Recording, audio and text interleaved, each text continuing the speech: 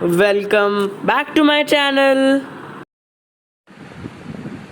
My name is सक्षम Vajpayee and आज की वीडियो में हम लास्ट पार्ट करने वाले हैं अपने चैप्टर का। हमारे चैप्टर का नाम था the rise of nationalism in Europe. तो ये है part 6 and the last video of the chapter. इस चैप्टर के बाद हम आगे करेंगे इस चैप्टर की टाइमलाइन की मोस्ट इम्पोर्टेंट डेट्स क्या क्या है। Then we will go for chapter number अबे जल्दी बोल, कल सुबह पनवेल निकलना है। चैप्टर का नाम है द नेशनलिज्म इन इंडिया। तो नेशनलिज्म इन इंडिया की बात करने वाले हैं। तो चैप्टर स्टार्ट करते हैं। हमारा चैप्टर जो था the strange case of Britain. हमें the strange case of Britain पढ़ना था आज की वीडियो में। चलिए स्टार्ट करते हैं। पेज नंबर 21 पे आज सच कुछ नहीं लिखा है क्योंकि बहुत 2-3 लाइनें हैं। हम 22 से मूव करते हैं। तो जो मेन पॉइंट्स है मैं आपको सिर्फ वो बताऊंगा। तो देखते हैं the English parliament. The paragraph number जो चल रहा है वही first and line is line number 9।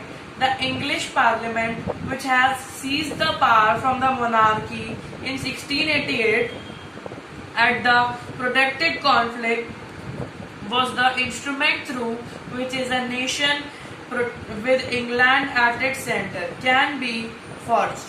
The Act of Union 1707 between England and Scotland that resulted in the formation of United Kingdom and Great Britain. तो ये जो strange case of Britain था ये इम्पोर्टेंट इसीलिए है क्योंकि इसमें आता है एक word the act of union, जिसकी वजह से एक मोस्ट इम्पॉर्टेंट क्वेश्चन बनता है। तो मैं आपको बताता हूँ कि आपका क्वेश्चन बनेगा कि explain the act of union, जिसकी वजह से जो फॉर्मेशन हुआ था यूके और यूएसए का अलग अलग। तो बस इसमें इतना ही था।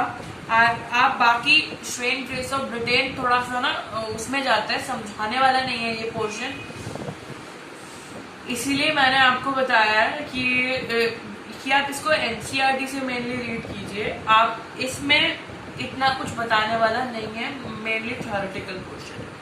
विजुअलाइज द नेशन पे जाते हैं। चलो। विजुअलाइज द नेशन में क्या है, जैसे आपको एक बात से समझाता हूँ। जैसे कि हम अपने भारत के प्रति प्यार को कैसे उजागर करते हैं, भारत के प्रति प्यार को कैसे उजागर करते हैं, हम अपने जो हमारे जो मदरलैंड है यानी जो इंडिया है उसके प्रति हम एक 2000 years later अपनी माँ का फीलिंग दिखाते हैं कि ये हमारी माँ है। हम तो हमने उनकी एक एलिगरी भी वैसी बनाई है, allegory in the sense of a portrait, कि वो एक माँ है, उनको वैसे ही साड़ी बनाई है, उनके हाथ में हमारा देश का जो है वो फ्लैग है, और वो अगर हम इंडिया का मैप देखेंगे तो बिल्कुल वैसा ही हर चीज बनी हुई है। तो जो फ्रेंच पीपल थे, जो और अलग अलग लोग थे, उन्होंने अपने जो फादरलैंड मदरलैंड था उसको कैसे एलिगरी, उसको कैसे अपना प्रेम जो था वो कैसे उजागर किया, तो उन्होंने बनाई एलिगरीज। सबसे पहले मैं आपको फ्रेंच की एलिगरी का नाम बताता हूँ। फ्रेंच की एलिगरी का नाम था मेराइन। आप यहाँ पेज नंबर 23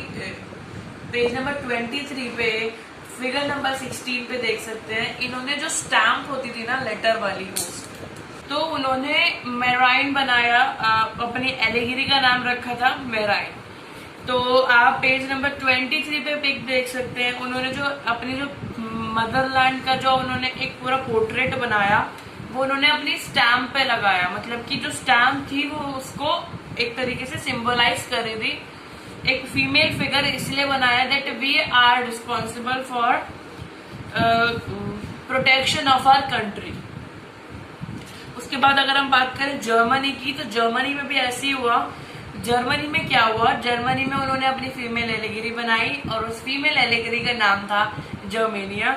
जर्मेनिया का पोर्ट्रेट बहुत इंपॉर्टेंट है, क्वेश्चन आते हैं एमसीक्यू और आप पिक्चर बेस्ड क्वेश्चंस आते हैं।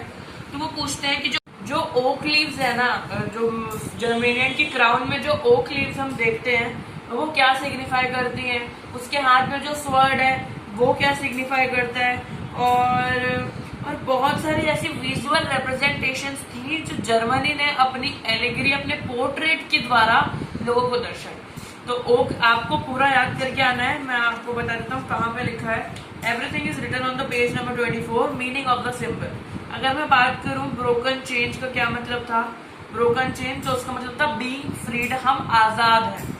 और मैं आपको मोस्ट इंपॉर्टेंट बता देता हूँ। मोस्ट इंपॉर्टेंट होता है एक ये crown of the oak leaf, दूसरा स्वॉर्ड, तीसरा ऑलिव ब्रांचेस। ये मेनली इंपॉर्टेंट होते हैं, बाकी तो इतना नहीं पूछा जाता। और सबसे ज्यादा इंपॉर्टेंट होता है ओक लीव्स।